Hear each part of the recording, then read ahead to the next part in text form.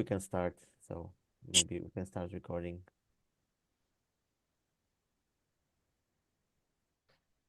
All right, so let's officially start. Hello, everyone.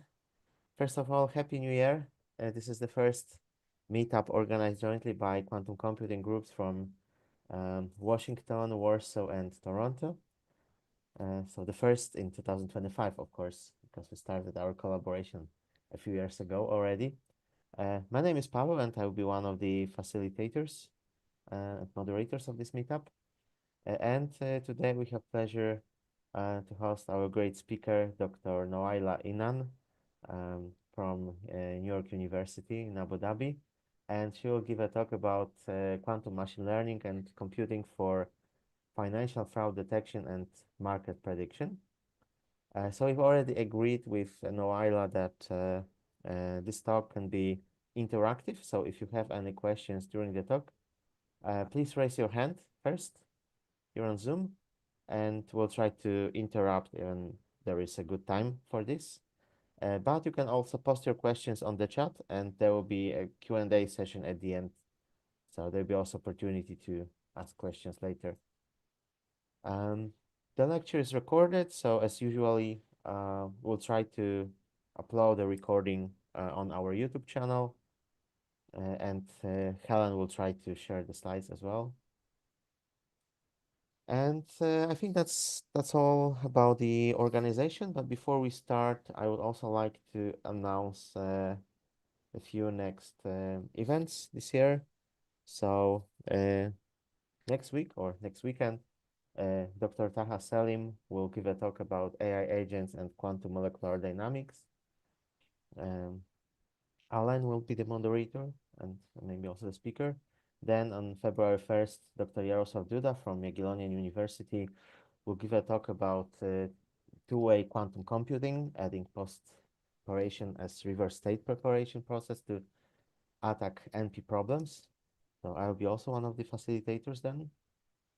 And then February 15, Terry Bollinger, who is with us today as well, will tell about fairy dust in physics, how non-physical views of information impede theory progress. And finally, we'd like to thank our partners and sponsors for helping us organize this event. So as you can see, there are several groups or organizations supporting us. Okay, with this, I will stop sharing my screen now. And Noaila, if you are ready, you can start sharing your slides.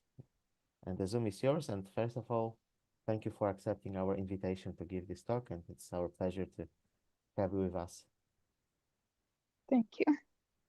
Let me share my screen first.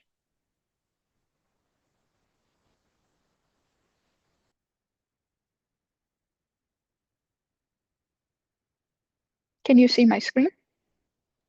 Yes, I can see it. Great, we can start. First of all, thank you for the invitation. It's very exciting. Usually I always attend this meetup, I think from 2 years ago or less. I think 2 years ago. So I started attending, and right now I'm giving a talk. It's very exciting. So thank you so much for the invitation. Yeah, so today I will give a talk about quantum machine learning and some finance application. I will mainly focus on finance fraud detection and markets prediction. Yeah, so I will start by explaining quantum machine learning. Since I know that people are from different backgrounds, so I think it's the right way to start with explaining or giving a background on quantum machine learning. So quantum machine learning is a research area that explores the interplay of ideas from quantum computing and machine learning. So we are taking techniques from machine learning and try to apply them in different application using quantum circuits and quantum computing. How?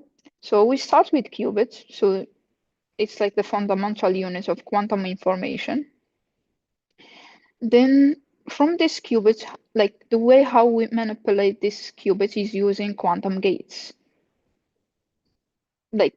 kind of operation that explode the quantum phenomenon like superposition, entanglement, interference. So using this, like we can manipulate this qubit and add this phenomena to the qubits.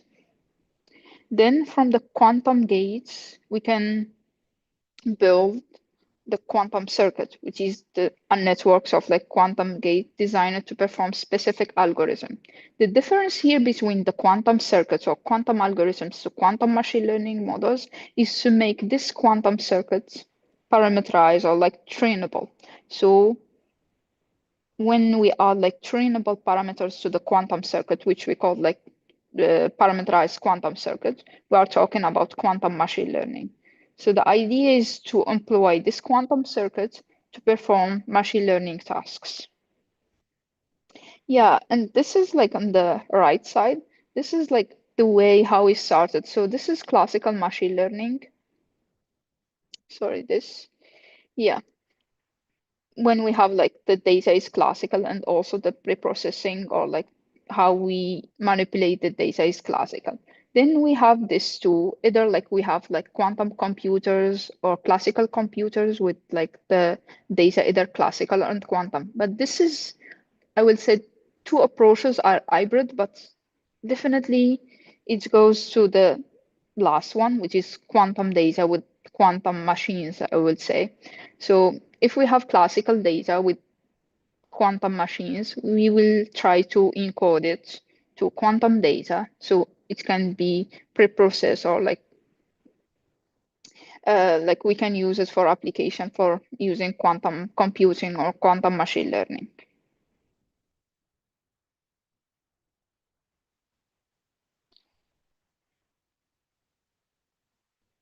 Now, how it works. So it's like any classical machine learning model. So we have like to start with, we have data, we need to clean it and do all the pre-processing and feature engineering, sometimes like principal components analysis to reduce the dimensionality of like the features. So this is totally classical, like just preparing your data as you are trying to perform or use any classical machine learning model. Then we need to use this data for quantum circuits. So we need to encode it. And this is the first or like the important step in quantum machine learning.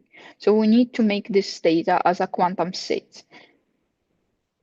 And there is like different methods. Like there is like the first one that is started, it's called like basis encoding. So basis encoding is like just binary encoding. Instead, for example, if you have two, it's like 0, 1, then we will put like the quantum state as 0, 1, bracket 0, 1.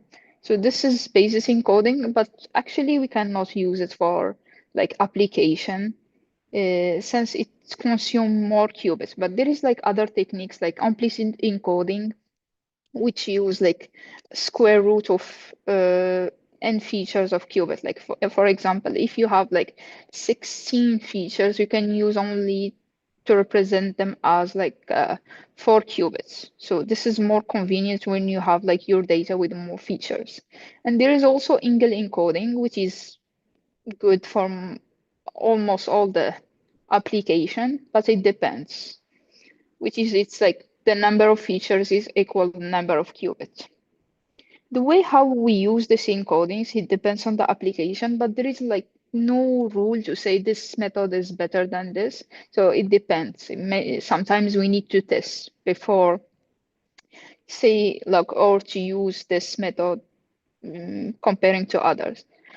In fact, like even we say like implicit encoding or like Engel encoding, there is like different variations of this, or like there is the way how we represent the quantum circuits for this encoding is different from like one tool or like library to another one, or like even like from a paper to another paper. So it depends. The second part is the ansatz or like the parameterized circuits. So here we have like different gates that we use to do the like to perform the specific task that we want to do. Then we have measurements, then the output. And of course, like as I mentioned, so the thing is like trainable parameters. The trainable parameters here, they are like most of the time the angles of the rotations gate. So we try to find like, as you know, in classical machine learning, there is like weight. So in classical machine learning, we need to find the optimal way to have like like good performance. Same here. So the technique is we need to find the optimal values of these angles so we can get like the right results or like good performance. And how we do this is like just using classical optimizers. We calculate the loss function and we try to minimize it using the optimizer, like calculating the gradient. Then we update the parameters, and this is loop. This loop is totally classical, so we are not using any quantum. And this is I would say, like, this is why we cannot say even like quantum machine learning is fully quantum, because till now this back propagation is only used for like with classical techniques. Yeah, and some additional key points is like scalability, speed, accuracy. But the thing is, like, we cannot say it's not always the case. It depends. Like in some specific scenarios with specific data set, you can see that there is like a speed or like good performance comparing to some basics one. But the thing I would say, like, at least for me, like, I'm not trying to compare classical versus quantum. So it's not like you are trying to compare two things that are different, even though like we are using most of the techniques from classical. And as I mentioned, the optimization is still classical. So it's not like otherwise like I would say we need to find the right metrics to compare these two. But the idea is like just to explore the potential of quantum machine learning to solve this kind of application in real world. And sometimes it works, sometimes it's not. But like it's not like we say quantum machine learning is the best, quantum machine learning is better. These words like are heavy, or like we will say like the advantage in quantum machine learning. Not really. Yeah, there is like you can see some proof of concept with high accuracy and the performance is really good. But yeah, this is for now. This is at this stage, this is how things are going. Yeah, so right now I will move to finance fraud detection. So yeah, so the thing is like the motivation, like why we need to work on the, sorry, I think I,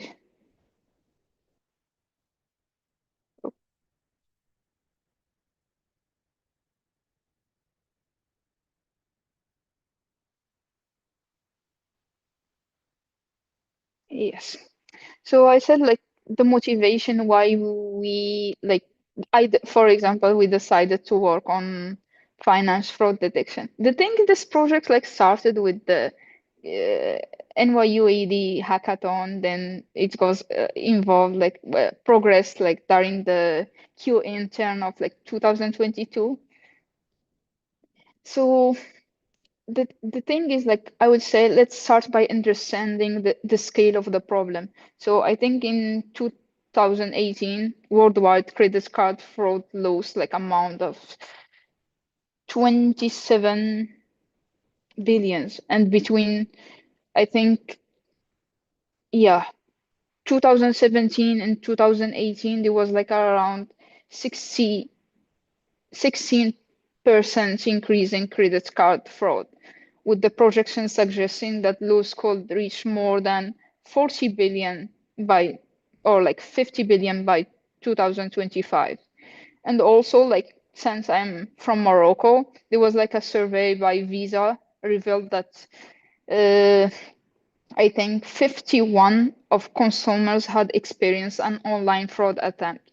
So, and also like to provide some local context, I did during my thesis, like I conducted a survey, like where I asked like if like anyone or someone they know had experienced fraud, and it was like 63 affirmed that they had.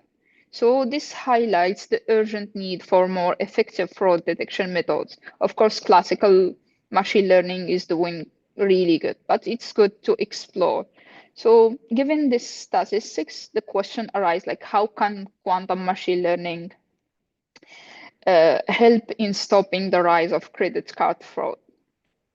So this is the thing.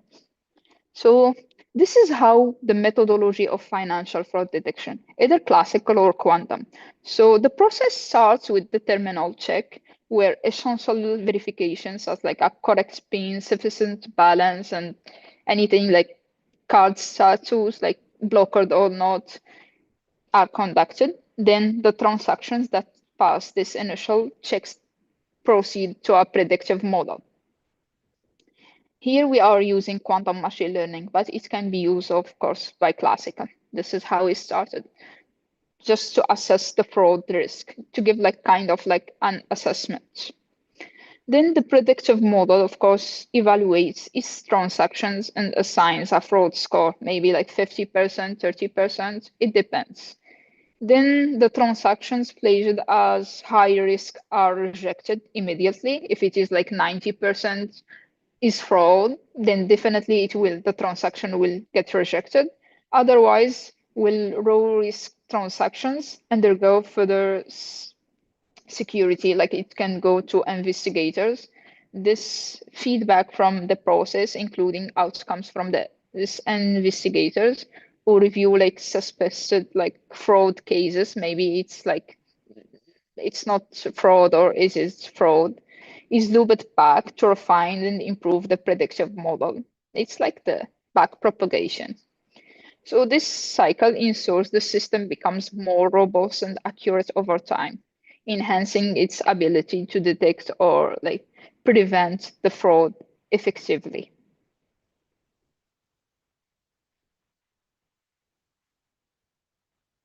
Now for like the methodology of like what we did in fraud detection.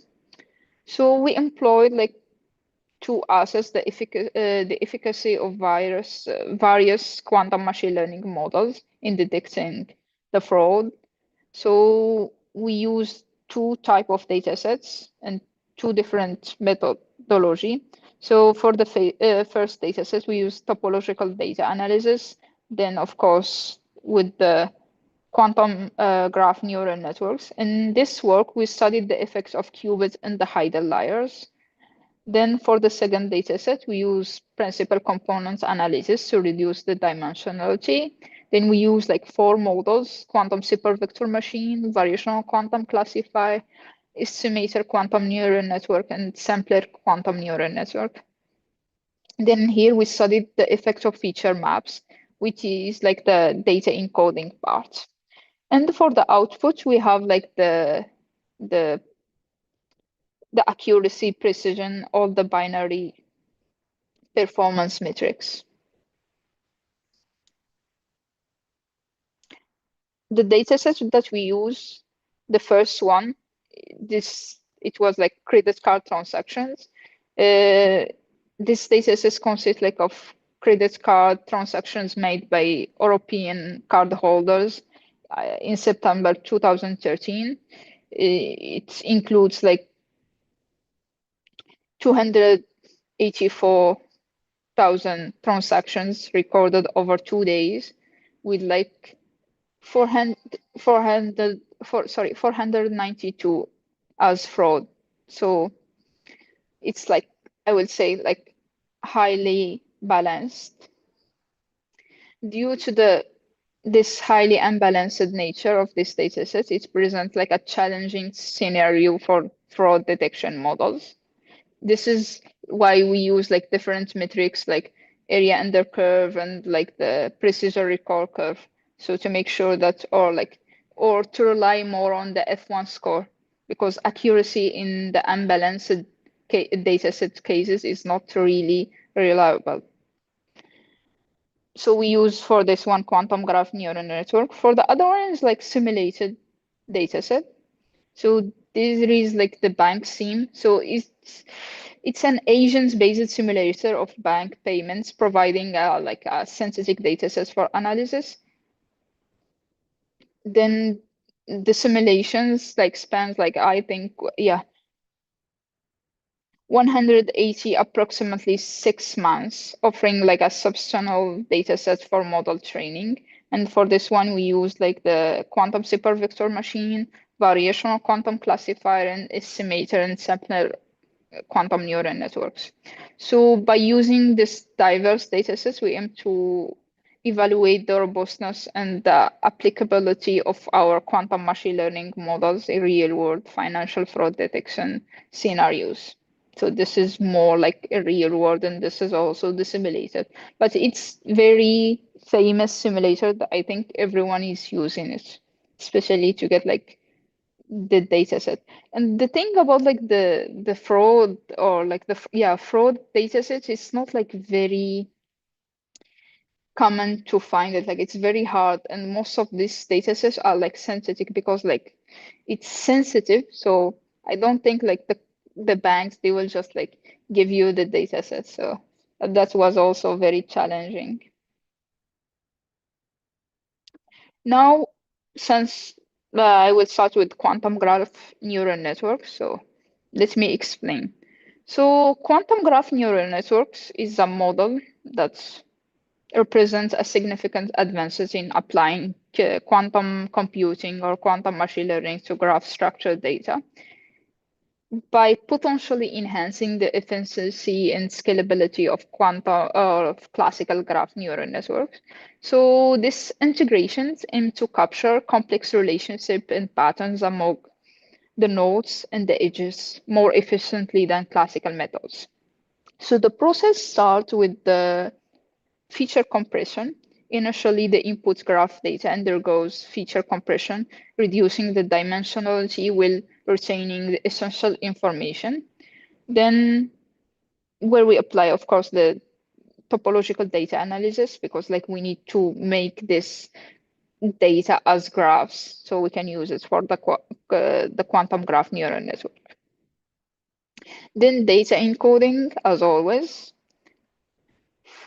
Then we have like the variational quantum circuits. So the encoded quantum states are processed through a variational quantum circuit. These circuits are like denoted as U. W is parameterize and optimize the transformation of input state to output state. Then we have average polling following like the quantum circuit, and average polling layer is like aggregates the processed information, enabling efficient handling of the graph data. Then linear layer, the pooled data is then feed into a linear layer, which finalize the output for the desired task, usually classification or maybe even regression. But for our case, we use it for classification. Then, of course, we have optimization. This transformation, like here, um, which is optimized through the variational quantum circuit. And of course, this circuit, like the UW, it consists of n layer, and each parameterize this layer to enhance the model expressiveness and the performance. So the thing here is, or like the objective is to optimize the parameters W to accurately map the input graph data to the desired output. Yes, okay. Yeah, I will say like the potential advantage or like the benefits of this quantum graph neural network.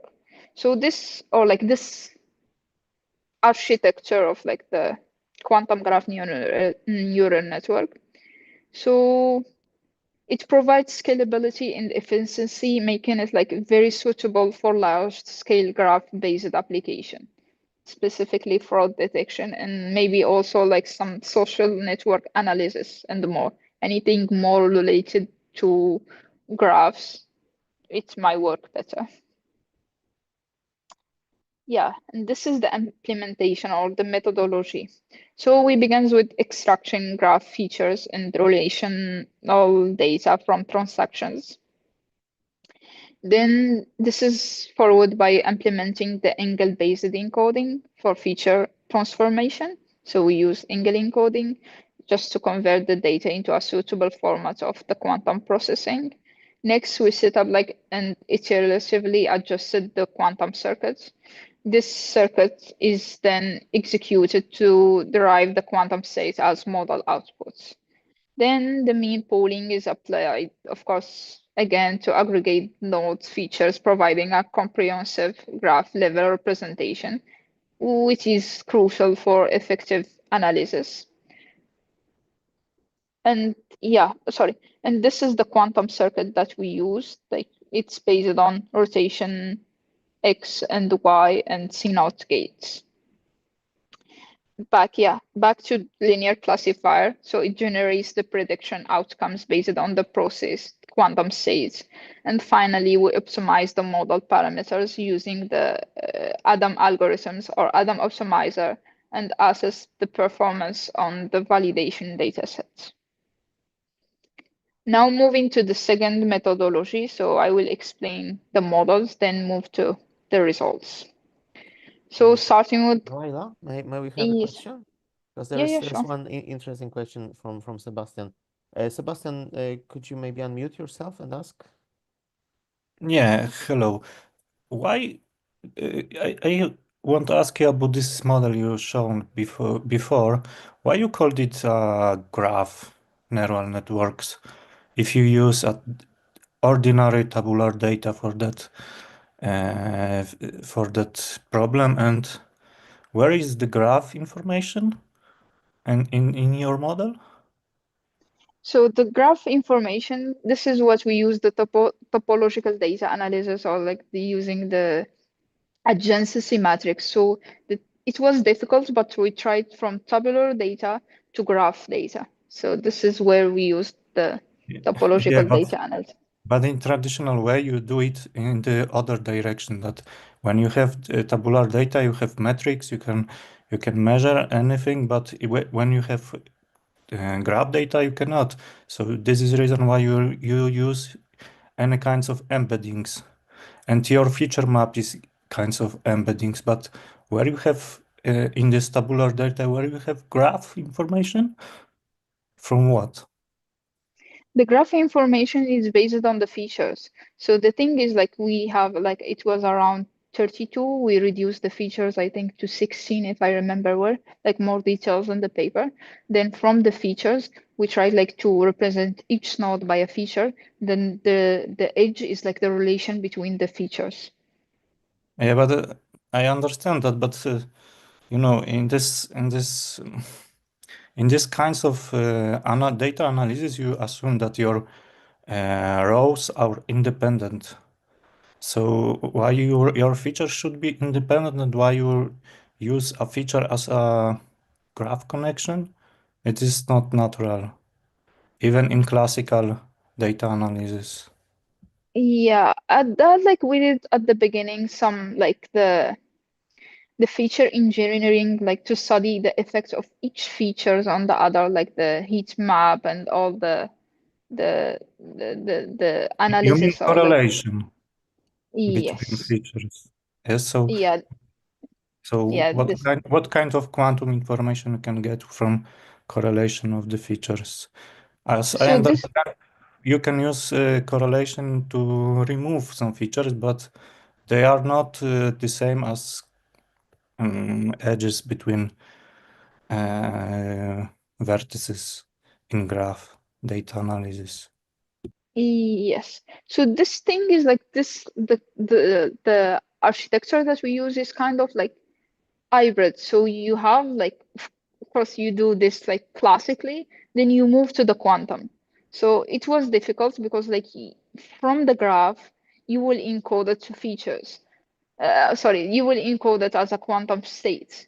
And of course, like you might lose some important information, even like the correlation. And the thing about this data set, it wasn't very highly correlated.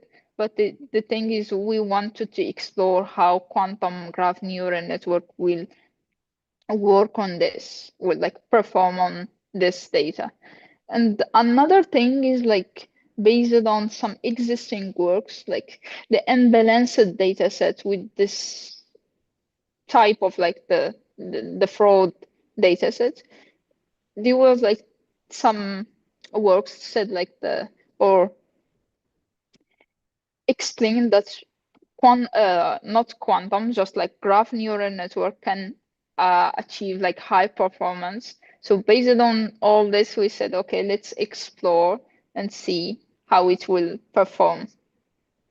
Yeah, I understand that that graph information can give you more information, but in that case, in your data, and in that case, in your quantum models, this is standard quantum classifier, or how you can call it, but there is nothing information from graph on your on this kinds of modeling. So I don't know if there is any information even in your quantum model, because you use just, if you can back, you use just feature map to put all your data, all your row on the.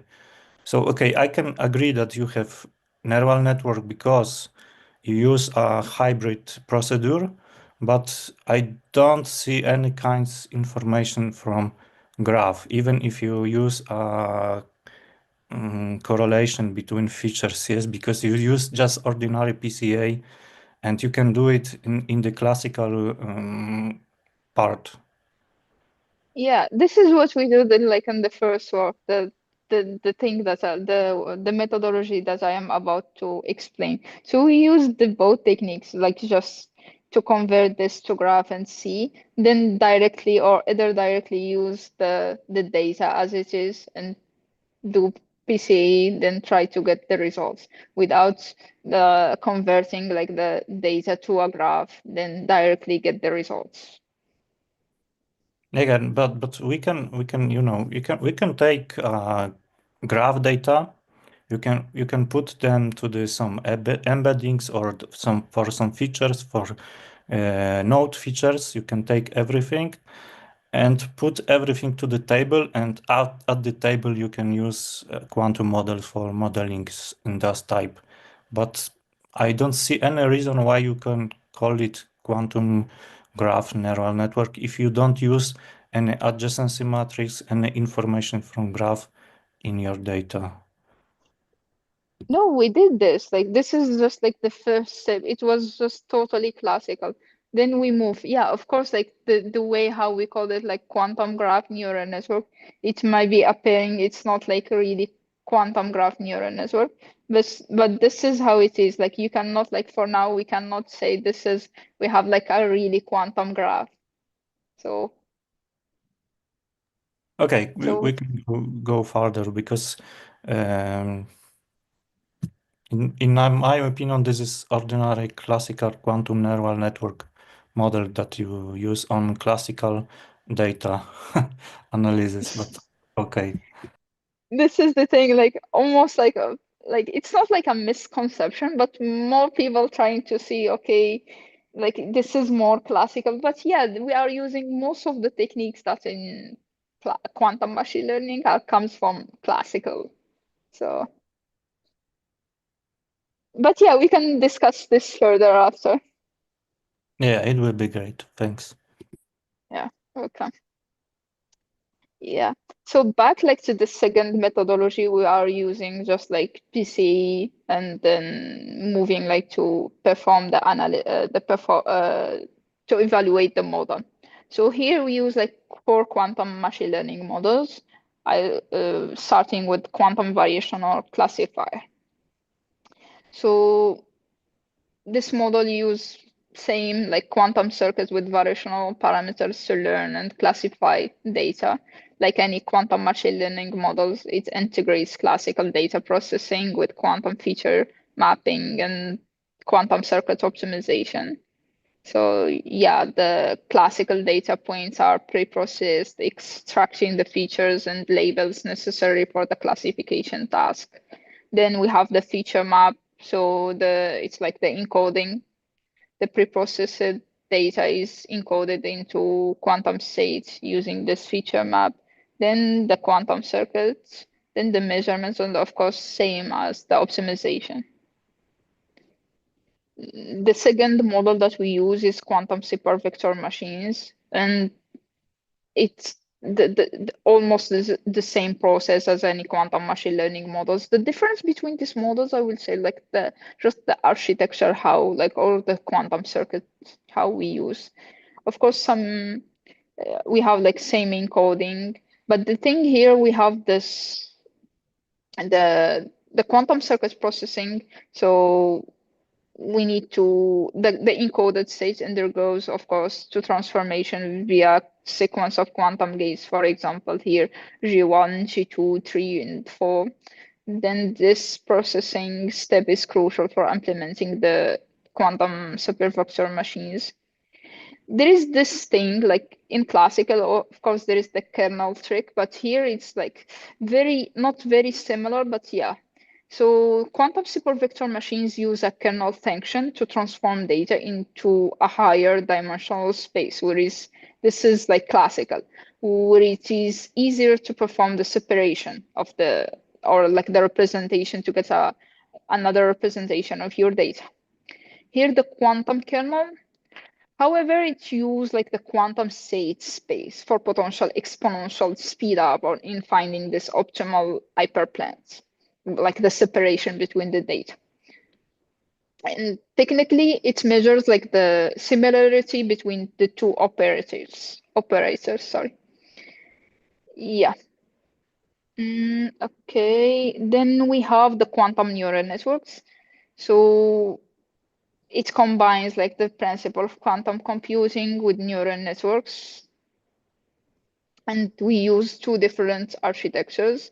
We have the estimator, so they are based on cascades. So this estimator, it involves a unitary operator applied to the quantum states, which are then measured. The measured quantum states are fed into a classical neural network for further processing to produce the final predicted values. Optimization is performed using, of course, classical methods to minimize the loss function. And the sampler, it extracts the samples from a quantum sampler and use classical methods to select the best solution for the task at hand.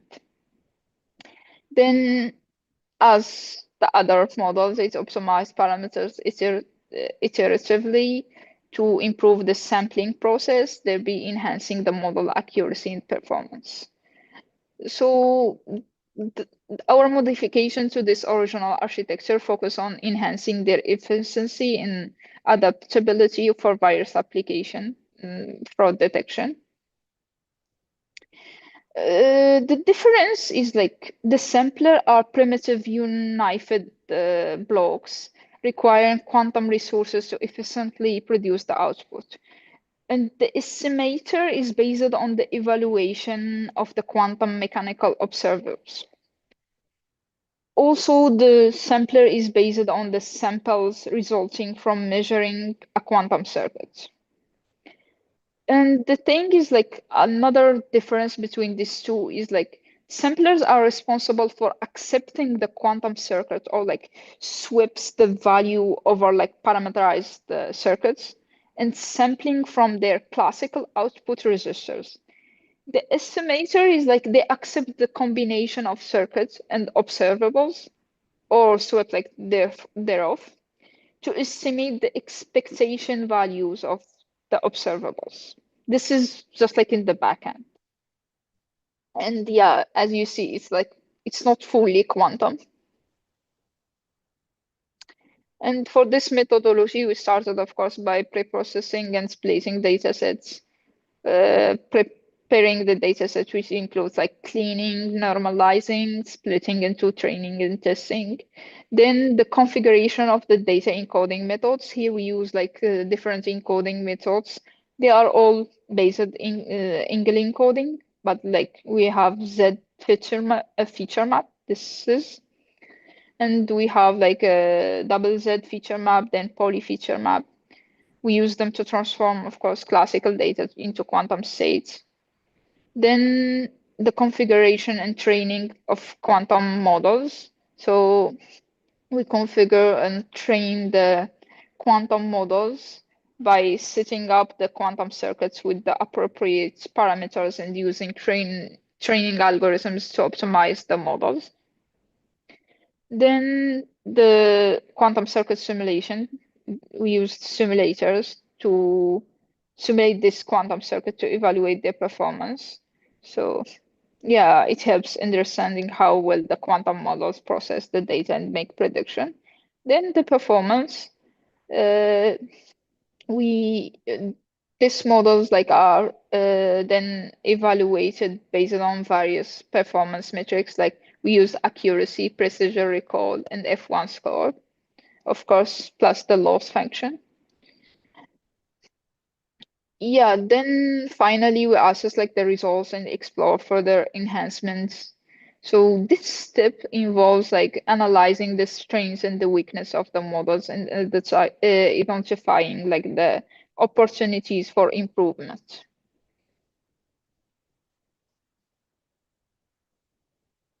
Now moving to the results, starting with quantum graph neural network. So we have the training and the validation loss curves of the two configuration. We have 6 qubit with 1 hidden layer. So the left graph illustrates the training and the validation. So we can observe successful loss reduction over the epochs, indicating that the model effectively learns from the data. Then for the second configuration, the right graph, it shows that the training and the validation, of course, of the two hidden layers. Here, the model demonstrates effective generalization without overfitting, as indicated by the steady decline and the stabilization of the loss curve. So technically, these results highlight that this model has the capability to manage the complexity and maintain the performance across different architecture, proving its robustness in fraud detection tasks. But we need the metrics. This is just only to see how the model is training. Now, that's the loss. Moving the performance metrics and the optimal configuration analysis for this model. So we evaluated the model across different configurations to determine the most effective setup. So with 6 qubits, one hidden layer, this configuration achieves the highest accuracy, 94%, and F1 score is 0.86, making it the optimal setup. The precision and recall scores also indicate robust performance. For 16 qubits in 1 hidden layer, well, this setup achieved a good accuracy, 92, and F1 score, it falls slightly short compared to the 6 qubit configuration. Then for 6 qubit and 2 hidden layers, although this configuration shows a lower accuracy, 91, with the F1 score 0.676, it demonstrates the model adaptability to increase the complexity. And for the last one, 16 qubits plus 2 hidden layers, this setup results in the lowest performance metrics, indicating that adding more qubits and hidden layers does not necessarily improve the model performance. So in conclusion of this performance, the optimal configuration for this model balance the number of qubits with the hidden layer depth to maximize performance efficiency. So with 6 qubits and 1 hidden layer setup emerging as the best option. So the thing is how we can choose the right number, how many qubits we can use, how many layers we can use. It's very hard to decide. Yeah, of course, adding more qubits, it increases the expressibility of your circuits. Adding more layers can also add that, but you need once you add more, you are making your model very complex. So you are the model is more vulnerable to noise and other challenges in like Barron's Plateau if you add more qubits. So the thing is like we need always to test to find like the optimal configuration that we can get with the to get higher performance. It's not like just like of course right now we can do some grid search or like evolutionary search to find like the best or the optimal architecture for your circuit. Could you But show, without sorry, can I have a question? Could you show this metric results for classical methodology, for classical models, like neural networks, like XGBoost or XGBoost or like GBM kinds of models? we did that. I can't remember the results, but some of them, like for the classical graph, I think convolutional graph neural network, if I remember well, it was less than this results. But the other models, like very basics one, they will have like I think better. I can't remember the results. You can like I can send you the paper after this, and also like the notebooks. I think we did some at the beginning, but I didn't include them in the presentation, and I cannot remember like the values. But yeah. And the thing, yeah, as I mentioned, like we are not trying to compare. But yeah, it's always we start with like evaluating the classical models and see how how like they are more how like they are predicting more accurately or not. Then we move to the other one, the quantum one.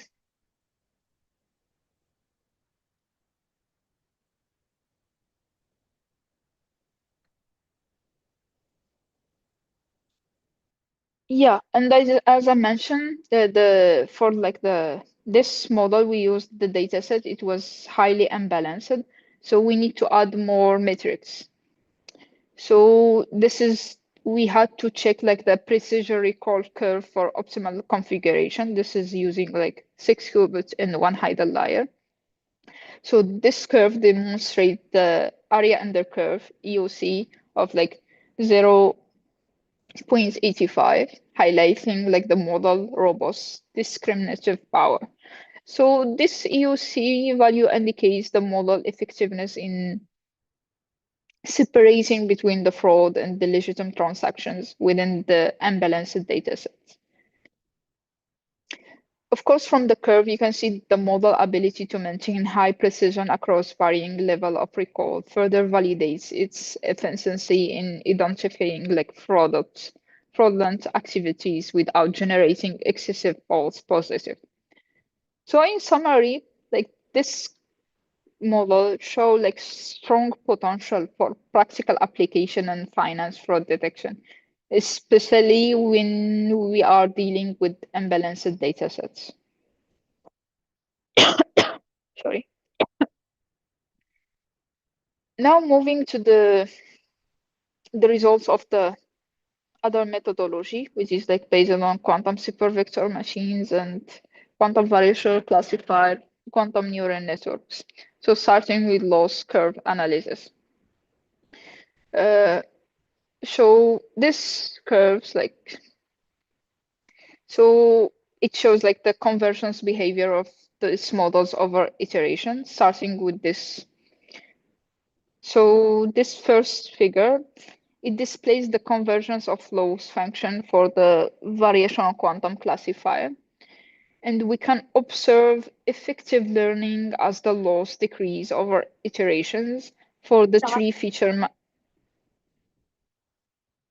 Sorry? I think we can proceed. So it was someone unmuted. Okay. Also for a while, but yeah, let's go on. Yeah, so from this figure, we can observe effective learning as the loss decrease over the iterations for like the three feature maps. And with Z feature map, the red one, showing the minimum loss. For the second figure, it represents like the estimator quantum neural networks model, which also shows successful loss reduction, confirming its learning capability. The third one, also the same thing for the sampler. So from this, like the three figures, like the Z feature map shows like faster and more minimal conversions, highlighting like its efficiency for all these models or figures. Also, it's important to mention that quantum support vector machine model doesn't include a callback function to plot the loss, so it's not showing. That's why we have only three figures. So this analysis of loss underlined the robust learning capabilities and efficiency of our study, various feature maps and models. Now moving to the metrics. And since the Z feature map showed a minimal loss, we present the model's performance metrics using only for Z feature map. And of course, like all the performance is like more detailed in the paper. So this table shows the accuracy, precision, recall, and F1 score for each model. But like the quantum support vector machine is achieved like an impressive F1 score of 98%. Oh, sorry, 0.98, highlighting like its superior performance. Variational quantum classifier also performed well of F1 score 0.90. The metrics for the Z feature map were like the highest comparing to the other feature maps, double Z feature map and poly feature map, underscoring its effectiveness in enhancing this model performance. But like the question, why Z feature map performs better? So this feature map, as you saw like earlier in the data in the slide, let me go back. Yeah. So this is like very simple data set. Sorry, very simple circuit.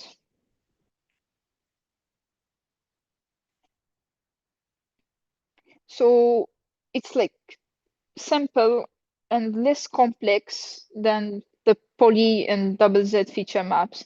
So this simplicity reduced the potential for noise and error accumulation in the quantum circuits. So it was like kind of like the straightforward structure of the Z feature map leads to faster conversions during training, as it requires fewer quantum gates and operation.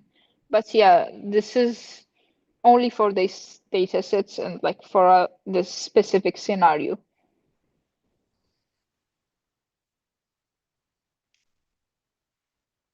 And the thing also about this Z feature map, it encodes the data with minimal circuit depth. So it helps in preserving the quantum coherence and improving overall performance. And this efficiency and the simplicity make this feature map particularly effective in, I would say, capturing the essential features of the data, leading to better classification outcomes. So this results here in for this second methodology underscore the potential of using sampler encoding techniques in achieving high performance metrics across different quantum machine learning models. But like for a specific scenario with a specific data set, we cannot claim that for all like all the data sets. Sometimes we need to find another or better feature map or like better encoding method. The thing also, I would say, one of the maybe like next project is like to find a way how to measure the information after the encoding to make sure that it kind of like equal to classical. Of course, we can measure the entropy, but I'm still looking like it's very, if we can find a way how to make sure that the same information that we have in classical is it the same when we encode it, so it will be more effective. Yeah, now moving to the second application, which is the market prediction.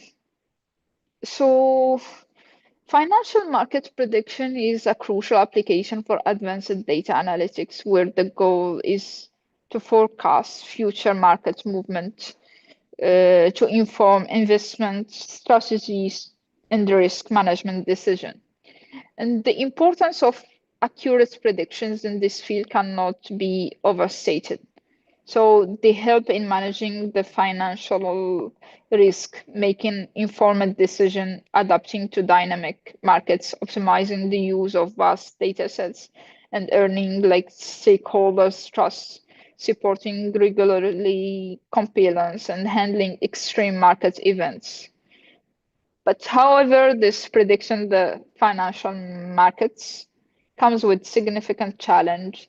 So markets like change rapidly and the data we rely on can be flawed or incomplete. So yeah, maybe like for testing or using this kind of like application, we need to use historical data. So we can just to make sure that we are predicting the right thing is like we will use data from 2021 to predict something in 2022. Yeah, to make sure or to measure the accuracy of the model. But if I am using right now to predict something in like, for example, I will just like in February, this is very hard. So, and also the condition in finance market like are constantly shifting. And of course, like the human behavior often irrationally in unpredictable. Yeah, if I have a company, sometimes like there is like we cannot really predict that this is will happen. Maybe just like because of something, the stocks are getting higher or less. So all this complicates the prediction. And also like the regulation change can also have a significant impact on market outcomes. Moreover, extreme events like such financial crisis or like the COVID or any this kind of disaster are difficult to predict and can have profound effects on the markets as we saw like in 2021. So all this is like just kind of motivation to explore how quantum machine learning can perform on this type of application. So here we use like this is the methodology that we use. It was the name was of the model or like the technique quantum attention deep quantum networks. So this is agent architecture that we use for this application. So the architecture effectively combines like classical and quantum components to handle the intricate patterns and vast complexities found in the financial market datasets. So we started with an LSTM network, which processed the input features along with the previous hidden and cell states. Then the LSTM is designed to capture the temporal dependencies, making it like ideal for sequential data, like the financial time series, because we use the historical dataset from like I will explain in the dataset. Then the network produced the current hidden and cell states H and C, which are then fed into a prenet. The prenet consists of linear layers that sequentially reduce the dimensionality of the data from 64 to 32, then to 8, and finally to 4. So we can use 4 qubits. This reduction is essential to prepare the data for the quantum processing, where like we have the number of qubits is kind of like a limiting factor. Next, the output from the prenet enter the quantum layers. Here, the data encoding is performed using angle embedding, where the input is transformed into quantum states using like the rotation X. This encoded quantum states are then like the same as I explained before. proceeds to the parameterized quantum circuits. Here we use like the additional rotation gates and synod gates. So the synod gates here facilitate the entanglement, allowing the quantum state to interact and create complex correlation. Once proceed, the quantum states are measured to produce classical outputs, which are then utilized to calculate the Q values, because I mentioned we use like quantum deep neural network like an agent. It's more connected also to reinforcement learning. So just like the agent parts. So the Q values guide the action selection of like the open, high, low, close data processing. I will explain that in the next slide. So this is kind of like a standard format in financial time series. And during the training, the classical outputs are used to compute the Haber-Loss, Arobos loss function. This is particularly effective in handling the outliers. Also a very common occurrence in financial data. Then the parameters theta within the quantum circuit are then updated using Lion Optimizer, ensuring that the model converges effectively. So this kind of architecture, combining LSTM networks, quantum layers, and attention mechanism, provide a powerful tool for financial market prediction, addressing the challenge of dynamic market conditions and the complex data relationships. Moving to the dataset. So for this work, we used like S&P 500 datasets as like a standard benchmark, which we assessed like through the Yahoo Finance. So this S&P is like the Standard and Poor's 500 is one of the most widely recognized stock markets in the world. It tracks like the performance of 500 of the largest publicly traded companies in the US across various sectors. I think Apple, Google, and other famous or companies. So this dataset provides like a comprehensive historical stock data, so including this like what we call OHLC, open, high, low, and close prices. Our training period spans like from January 15, 2016 to January 15, 2020. So this is the thing, like we need, because like we need to evaluate the model, so we need just like to use historical or old data sets. And for the evaluation, we use two distinct test periods, an overlapping period from 16 January 2019 to January 16, 2024, and a non-overlapping period from 2020 to 16 January 2024. The key difference between this periods lies in how they relate to the training data. So for example, the overlapping period includes data that partially overlaps with the training period, allowing us to evaluate the model performance on more familiar conditions. In contrast, like the non-overlapping period, it contains like entirely new data, like kind of validation data sets, testing the model ability to generalize to unseen market conditions. And this dataset is like widely recognized as a robust dataset for financial modeling due to its ability to reflect real-world market dynamics. And another critical aspect of this dataset is the volatility. It's like measure the degree of variation in stock prices over time. So high means larger and more unpredictable price swings, indicating higher risk, where low suggests like more stable price movement.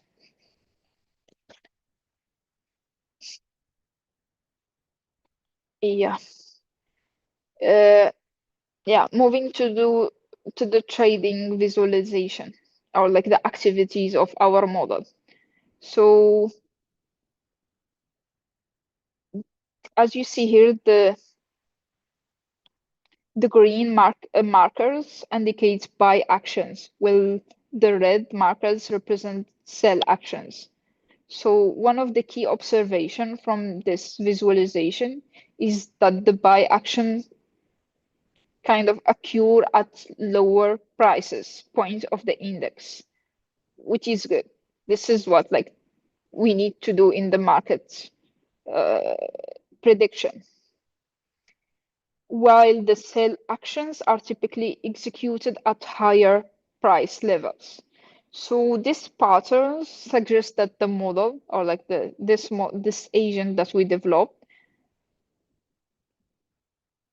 has like kind of like an effective trading strategy that capitalizes on market fluctuation, essentially buying at relative lows and selling at relative highs. So such a strategy indicates the model ability to identify and exploit short-term price trends within the market. Furthermore, the strategic buy-sell points demonstrate the model capacity to effectively respond to significant market fluctuation with notable performance during the periods of high chained volatility, such like mid 2020 and early 2022. So the model abilities to adapt like this fluctuation highlight its potential for improving decision making over time, suggesting that the model not only responds on the current market conditions, but also optimize its strategy based on the past performance and emerging trends. Now moving to backstating and comparisons. So here we try to kind of benchmark our framework against traditional strategy like buy and hold and deep deterministic policy, the what we call like DDPG model.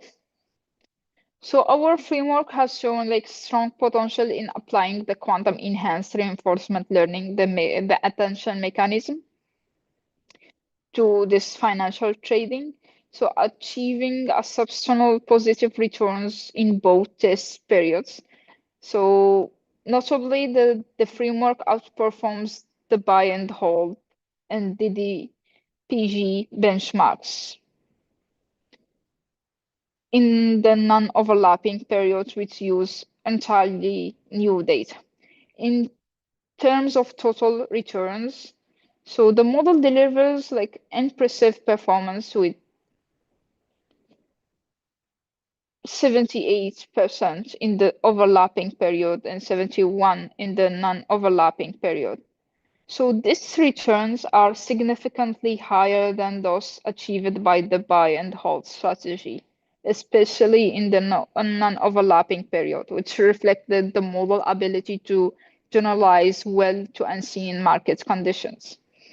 When we look at risk-adjusted performance, our model maintains a solid Sharpe ratio of like 0.82 across like the overlapping and 0.72 for the non-overlapping periods. So this value indicates that the model not only generates high returns, but also manage the risk effectively.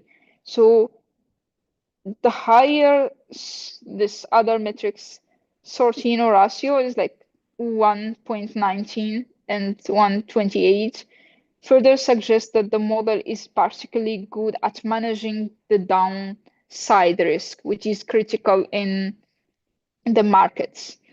Another important metric is the maximum drawdown, which remains stable at 19% across both periods. It indicates that the framework is like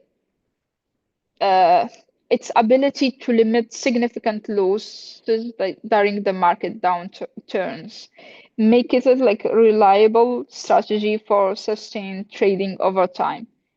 And this, like all this kind of metrics, like they are used like more in the finance and the market prediction, even like it's more familiar in, like than the finance community. Yeah, with this result, we show that the proposed model or like the framework has potential to predict the financial markets, and also kind of like suggest some kind of new strategies to buy and sell like the stocks across different companies. Yeah, so for conclusion, so quantum machine learning shows like significant potential to improve fraud detections and markets prediction by tackling the complexities of the financial data. It's not easy to understand.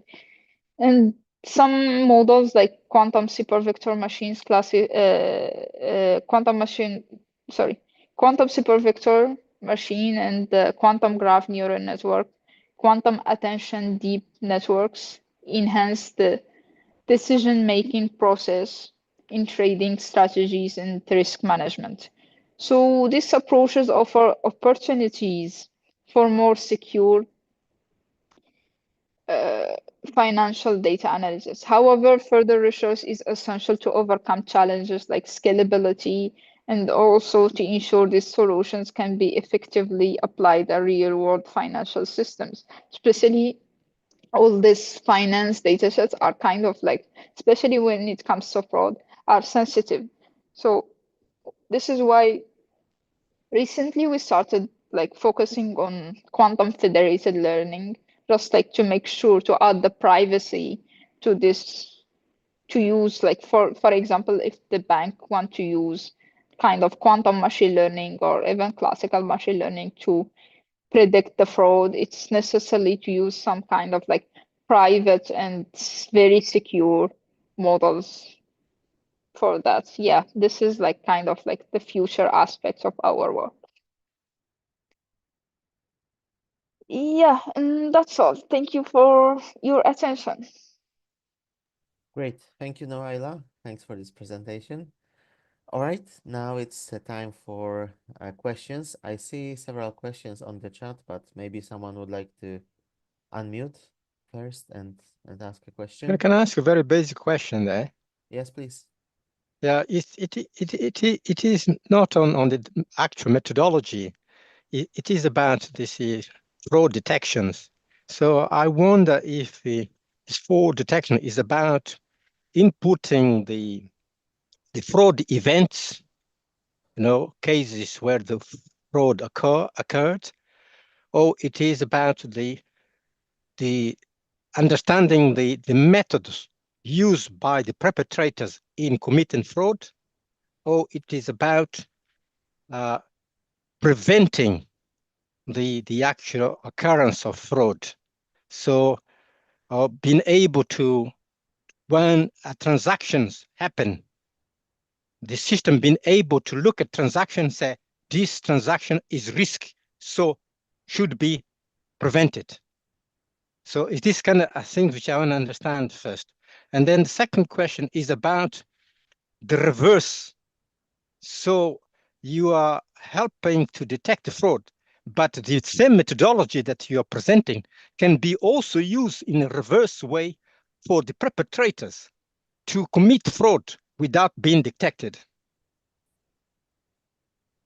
This is a good question. Yeah, so technically it prevents the fraud and it's kind of like detects, but yeah, based on like the data sets, it's not, sometimes it's very hard, like the way how machine learning works is like to try to find like some kind of like outliers. It's kind of like anomaly detection. So for example, I'm based in Abu Dhabi, so my bank got like a notification that in you, or maybe I would say in US or some like another country, I'm trying to buy a car or like an apartment in the middle of night. Like something is kind of like, even like for us, it's very difficult to understand, but like they are not like, we don't have like in the banks that they have like agents every day to check all the transactions. So this is the model how it works. Sometimes it's like you will find the kind of like different information that cannot be, it's like very different from the normal case. So this is kind of like anomaly detection. So this is how it works. From the other side, I don't know how this will try to help them to find a way to escape the process. Yeah, this is a good question, but I don't know, maybe. I don't think for now, I don't think it's possible, because like it's not like a process how we detect. It's just like, yeah, maybe like. Yeah, it's fine. I understand. It's a difficult question.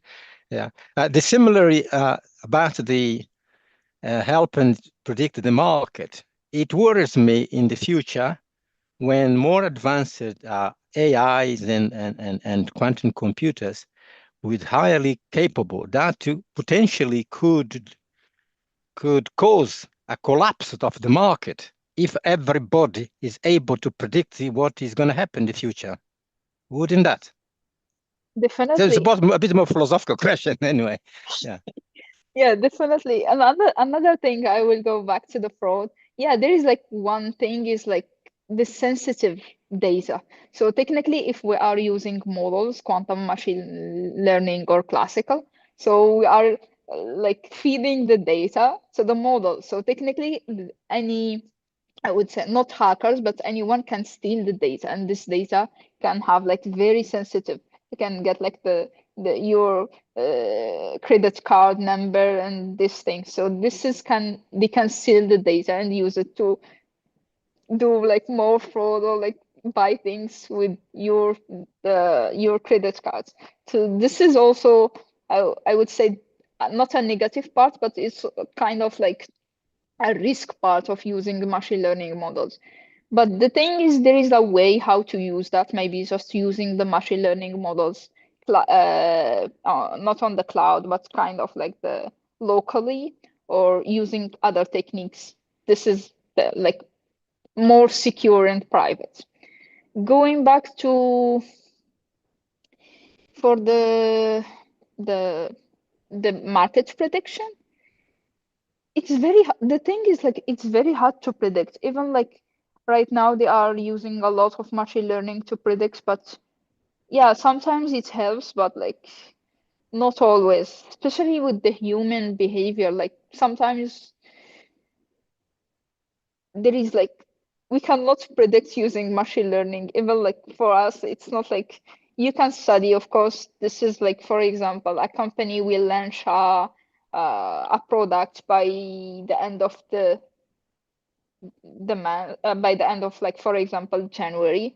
So technically we will say, okay, they might have like their stocks will get higher, but sometimes there is like kind of like an event occurs, and all this with the machine learning models won't even predict this. So I don't know if that's answer your question. Yeah, but you answered the yeah, question, particularly the last one you mentioned is quite right. Disturbances, unexpected disturbances, as you yeah, said, could make predictions completely wrong.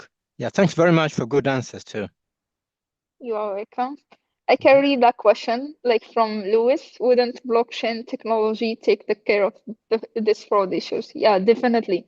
This is like, we organize a challenge to use like any quantum, or not quantum, just like techniques with quantum machine learning models to avoid to make the data more secure and private. And they will most of the participants, they were using blockchain, and even for us, we did a couple of works on using federated learning. Yeah, that's good. Okay, thank you. I can see some previous questions here, like a question from Dave. Did you use a simulator or actual quantum computers? If you used quantum computing hardware, which ones were the best? And there is also a follow-up question from Sebastian. If you use Qiskit, new Qiskit, or Pendelane, or some other frameworks, and what kinds of optimizers did you use? Yeah, so for the simulators or hardware, for all this work, just using the simulators, no hardware involved. For which one? For the quantum graph neural network, it was Pendelane, and for the quantum support vector machine, also for the market prediction, it was Pendelane. The optimizer we mentioned, I think Lion optimizer, with the other one was Adam optimizer. Yeah, Okay. and the choice of these optimizers, like we test like different ones, then we choose based on the performance. For new Qiskit, no, this is like it was done in 2022. So we didn't use back then the new Qiskit for the other quantum super vector machine and estimator and sampler. But we have a recent work that we tested like different ansatz with different quantum feature map using the new Qiskit. I can send you the link on archive. We just like upload it the last days on December. I can send the link. Yeah. Okay, thank you. I can see that there are some questions from Ankit Sharma. They are about convolutional and quantum convolutional neural networks, so I'm not sure if they are relevant, but Ankit, maybe you could unmute yourself and ask your questions.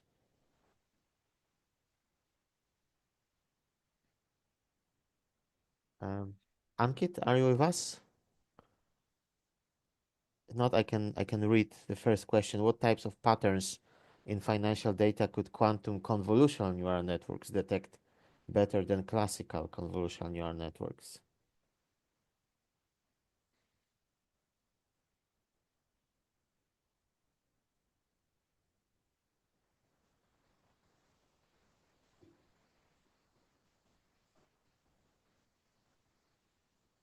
Okay. Noaila, are you able to give an answer regarding convolutional and quantum convolutional networks? If not, then we can just skip it if it's not relevant. I need like just more information, like what type of patterns.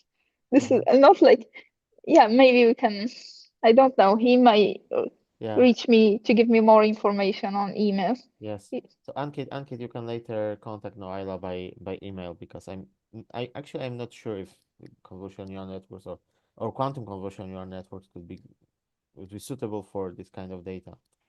Yeah, Okay. usually like for like this type of models, it's more like for image, like when we have images. So yeah. Okay. But technically we can use it, but I don't like, I need more information too. So actually, there are also graph convolutional neural networks as well, but I don't think that this is something that Ankit had in mind. Okay, let's go to the next question. There's or actually one of the area questions. There's a question from Epamei Nondas. In the next steps of research, what requires more attention? The data encoding feature maps or the internal architecture of the ansatz parameterized quantum circuits together with the backpropagation methods? This is a good question. I would say everything. So technically, for like one of my students, just like recently, we tried like to figure out like what's the best architecture for example, for fraud detection. So using different ansatz and different feature maps just to see like how it will perform. So yeah, sometimes with a feature map and with another different ansatz, it gives you higher performance in some specific metrics, but it doesn't increase overall performance. So yeah, the encoding is important. The ansatzing is very important also. And also the combination, or like the the integration of these two is important. So you need to choose wisely this part and this part, and then also the integrations can be involved. And the thing is, like right now, there's like different works that are using like the evolutionary shares or grid shares just to find the best architecture instead of using just by yourself. For example, I'm using ansatz 1 with ansatz 2 with ansatz 3 and feature map. Yeah, it's good like if you want to start with that, but right now you can write your algorithms and give like different ansatz with different features and make like what's the outcome or like the output that you want to focus on. For example, the accuracy. Then it will try all different configuration or this kind of like architecture to find the optimal one. And of course, even for the optimizer. So this is a good question. How like to build the quantum, how to build your quantum machine learning model? Mm-hmm. All right. Yeah. Good. Thank you. There is another question from Dave. Can you train the system to understand which phase a given market is in?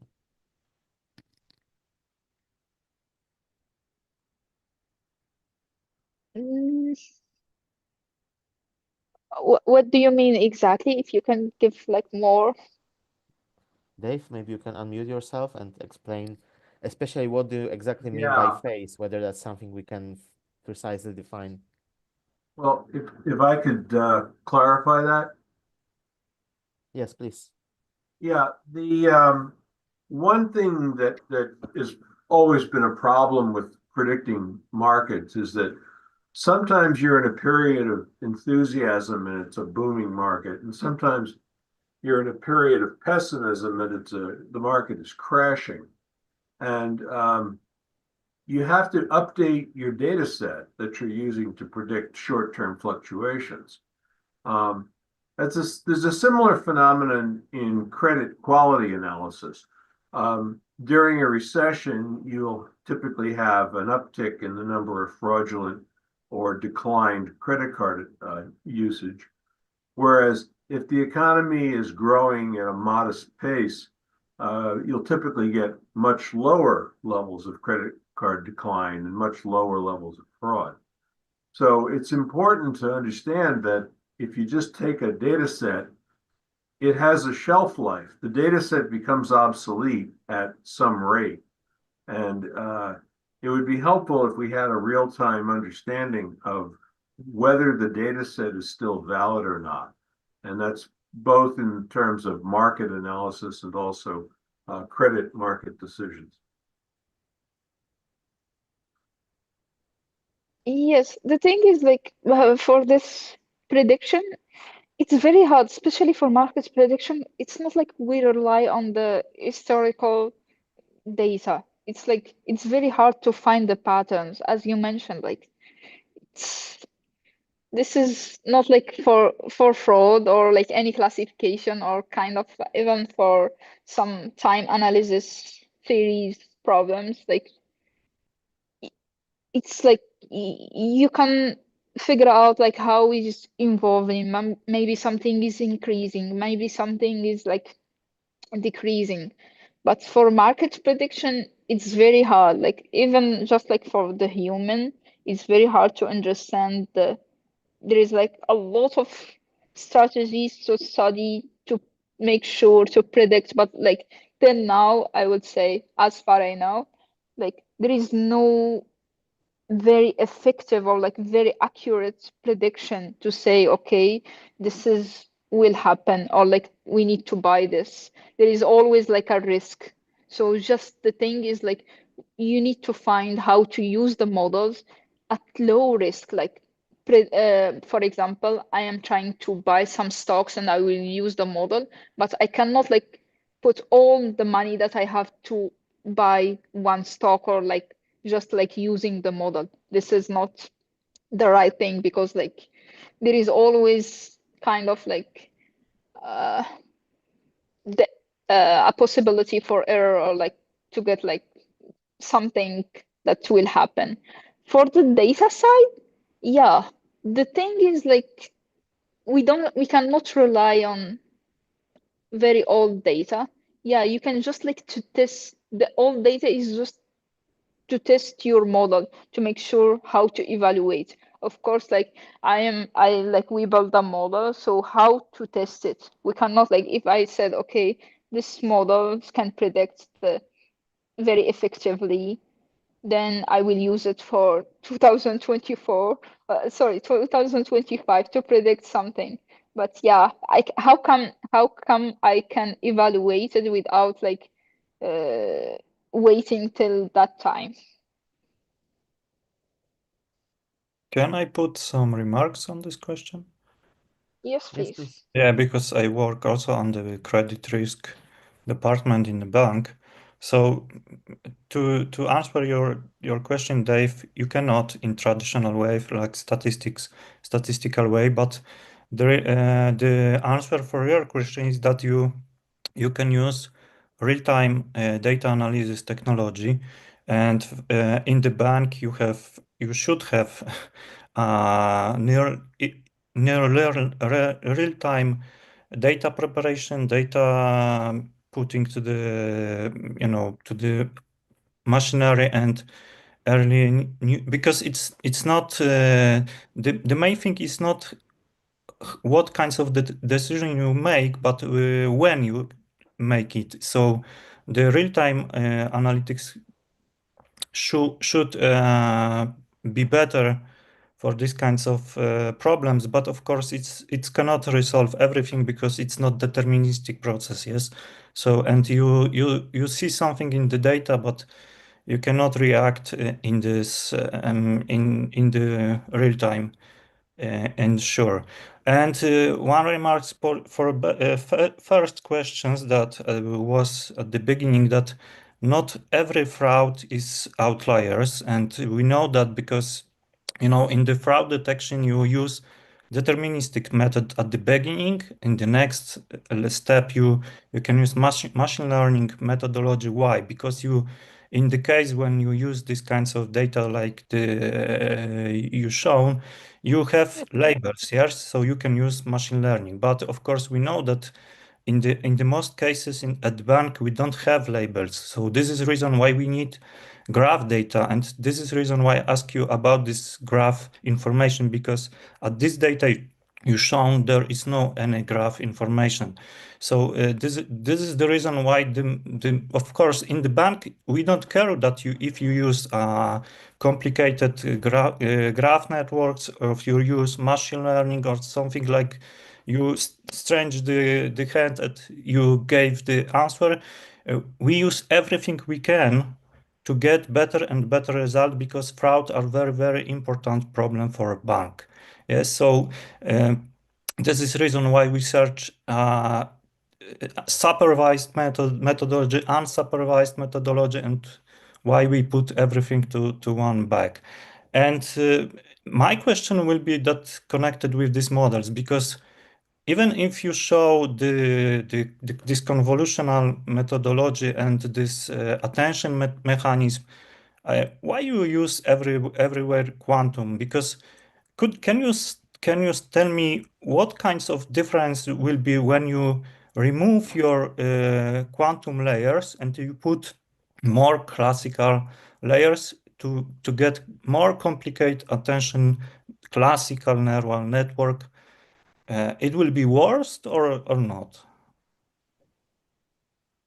This is a good question. Yeah, technically for some scenarios it can be better.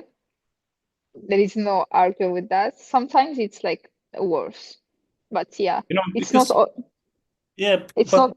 you estimate function, yes, and if you have mathematical proof that in the neural network you can approximate each functions, yes, and you put standard quantum layers that if you even when you put this layer to the center of your neural networks, you don't act even on your data, on your raw data. You transform it in many ways, and after that you put to the few quantum layers, and after that, okay, what for me it's interesting is understand why quantum layers can be better than classical layers. And the answer is, of course, that you use complex Hilbert space, and there can be some better, like in SVM modeling, you use kernel because you want to find some space that in some space you don't have solution, but in some other kinds of space you have this solution. So maybe this is good direction that is searching why in quantum space you can find some better solution than in classical space, yes or not? Yeah, so this is like right now, I think all the researchers that are working on quantum machine learning, they are working on this thing, like what's the advantage of quantum machine learning? It's like, it sounds like very basics, but yeah, we are trying to show that there is an advantage or like potential advantage. But right now with, yeah, it's like, it's a very hard to explain, like, but the thing is like, what we do is like just to, in some specific scenarios, we can say, okay, at this case, even though I'm like, we are not trying to beat classical or even like, in this kind of application, classical machine learning is good. Like you can see if you just check like with some basics, like machine learning models, you can get like accuracy with 100. But the thing is, like, we cannot compare very basic thing with another model. This is one. Even though we cannot compare classical versus quantum. The third question is why we need quantum machine learning for these models. It depends. Yeah, there is like, as when quantum machine learning and quantum computing started, there is like this potential advances, speed up, and all this. So right now we are trying to prove there is this kind of advantage, or like to prove it like a real world by starting just like kind of application as proof of concepts, like just to start to show there is a potential. There is a potential to use quantum machine learning to solve this. So this is the thing. Yes, Yeah. but you can see that if you use this kinds of methodology that you can put everywhere quantum layers, you can do it in the infinity many ways because you can even choose how many qubits you use for your quantum layers. Yes, so this is nearly the same to asking people who work on classical neural network why you use 100 hidden layers, not Awesome. 101 more. Yes, this is Yes. you go in that direction that okay, so we don't know why, but we can and we use them and we check if the results are better or not. Okay, Not not really that. but But sorry. but we want something more information from that that beyond of that. Yes, we want Yes. no situation that it will be work better or not. Yes, and has of course maybe there is no answer for that question. That I cannot say that what is if the quantum machine learning every time will be work better. At present, we know that every classical solution you can do better and better than quantum solution at present. Yes, this is the time of the how many epochs and how complicated classical network you will use. But of course, Yes, yeah, sorry. So the thing is like just to find the right metrics to compare this. For example, yeah, we can talk about like speed. Maybe I can use like classical machine learning with 100 with 100 layers and versus that like a very simple quantum neural network. So maybe it will take like less time, especially when are using quantum hardware. This is one thing. Of course, like it's not always the case. It depends on the application and the model and the data sets and many factors. This is one thing. The other thing is like maybe not the complexity, but the computational power. Like for example, how many operations we are using in this 100 layer, or like even just like one layer comparing to the to the quantum, like resources, computational resources of your system or of your laptop. So this is on another metrics. The other, yeah, so there is like many, not many, but like there is some metrics that we can show there is like kind of like potential advantage of these things. But like to clearly say that, even right now at this position, most of us are using simulators. We cannot say, okay, this is using simulator, which is a classical simulator, to say this is better than this. No, I don't think so. At least for me, or as like I know it's not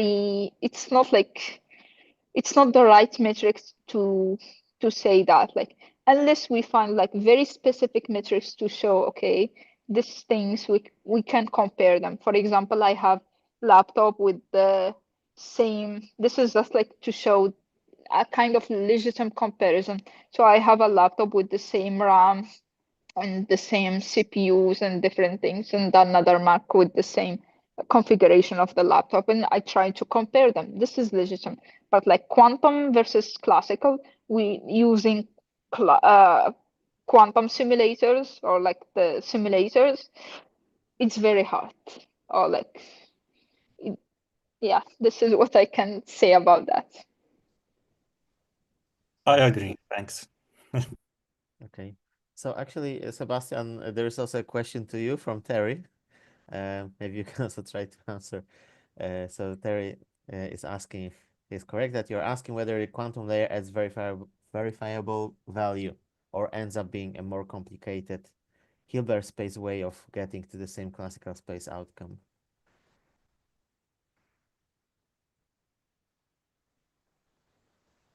Complicated question. Okay. So yeah, Terry has to go, but I I will think try. I will try connect with Yeah. Terry and okay. But anyway, I discuss think this. it's Okay. yeah. I think yes. Okay. Good. Thank you, Sebastian. There's a question from Rubel Marion. What's your take on ESG data and its impact on market prediction?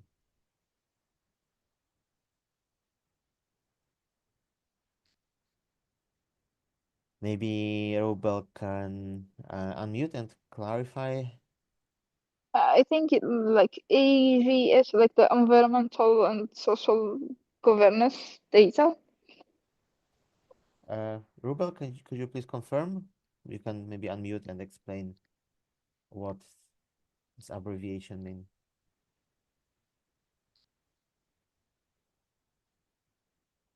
I'm not coming like from finance background, Yes. so So he confirmed. Yes. So it seems that you are. yeah. Mhm.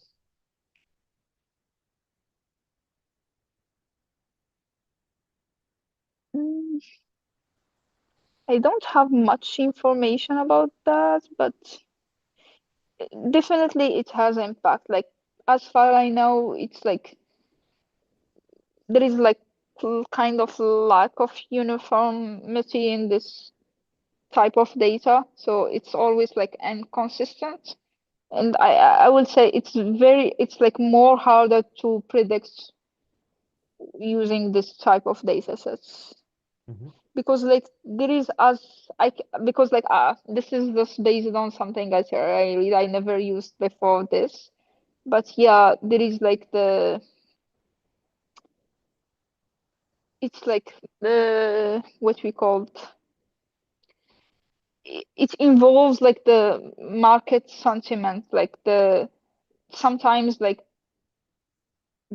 it goes with the trends, like uh, it's not like straightforward, but like the sentiment often correlates with higher stock valuations and lower, I would say, volatility. But yeah, I don't have much information about that type of data set. But I know it's very challenging. This is the only thing that I know. I think we can say that every kinds of data about markets can be used for anything if you want to predict something in market. And I think that in the case of when you work at the bank or something like that, you use thousands of features and everything you have to make prediction, but of course not it is not always that more information give you better results. Yes, so this is traditional statistical problem. So yes, it depends.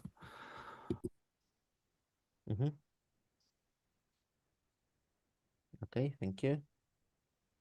Good. Do we have any more questions? I believe that we've already may I? Yes, yes, Itamar, please.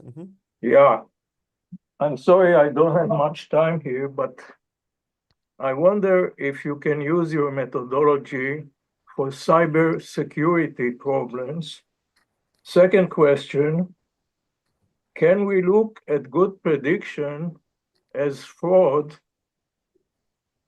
And because if you are successful predicting the market in relation to me that I'm not, you committed, in quotes, some kind of fraud. In other words, can you distinguish in your methodology between fraud and prediction?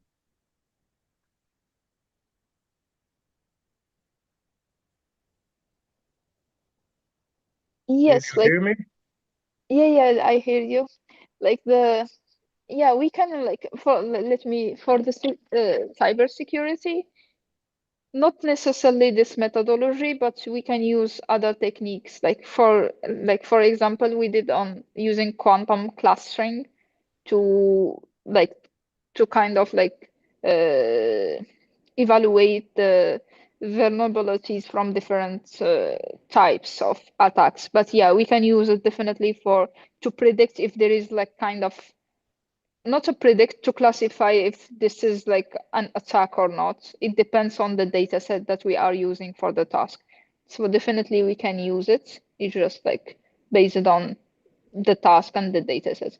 For the second question, I'm not sure if I understand it well, but like sometimes, so as I mentioned, the accuracy wasn't 100%, and even the area under curve, EUC was like around 0.85. So yeah, sometimes like this is because like most of the time it's unbalanced data sets. So we have a lot of data points or cases of legitimate transactions and only few of fraud. So sometimes even this case of the fraud, it's kind of predicted as legitimate transactions. Okay, about this number of qubits, the notion was the more the better, but you have shown example where smaller number of qubits were more effective. I wonder how to relate to that. Yeah. So for that one, it depends. Like for me, for some application, using more qubits is definitely better than using the fewer qubits. So for that one, the thing that I always like try to, it's not like at the beginning you start with 6. Like it's kind of like exploring. You start with 3, 4, and 5 until you For find sure. like the optimal number. Yeah, and we were using like the difference. I feel like it was for that specific scenario with the specific data sets, it wasn't no need for that to get like more. Since like you are increasing the number of qubits, you are also going to some like challenges and issues like Barron's plateau. Yeah, maybe you are maximizing the expressibility of your circuit, but you are also making it like very vulnerable to other problems, especially like noise. If you are adding more qubits, means you are adding more gates, definitely, and this is more noise. So definitely it might get like lower performance. Like overhead But price. it's not. It's Yeah, like and overhead also price. Appreciate definitely. your talk and your answers. All the best, all power. And I have to go. I have to be downstairs here. Okay, thank you. Thank you. Thank you. Okay, thank you, Tamar. Yep. And do we have more questions? I think that we've already asked or at least discussed all the questions that we that we had here on the chat. Maybe someone else would like to unmute.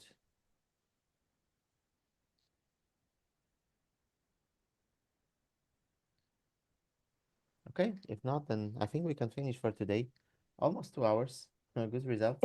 Noaila, thank you very much so first of all, for the great presentation, and we can see several good opinions. We have very good feedback. So thanks for that, and also thanks for very good discussions and answering all the questions. Yeah, so with this, I think we can finish, and once again, we wish you happy 2025. So it's the International Year of Quantum Science and Technology. So there will be many quantum events worldwide. So we hope that there will be opportunities to discuss similar topics in the future. And we hope to see all of you next time during our next meetups. Hopefully. Thank you so much, Paul, and thank you, Sebastian. And also, I will definitely contact with you later. You know, like, I didn't know you know more about like finance application, and I really need that, especially like I'm more focusing on finance application. So that will be great. And yeah, thank you for inviting me, and it was a really nice discussion. Thank you, everyone. Thanks, everyone. Thanks for joining. Have a good Bye-bye. one. Thanks. Bye-bye. Bye.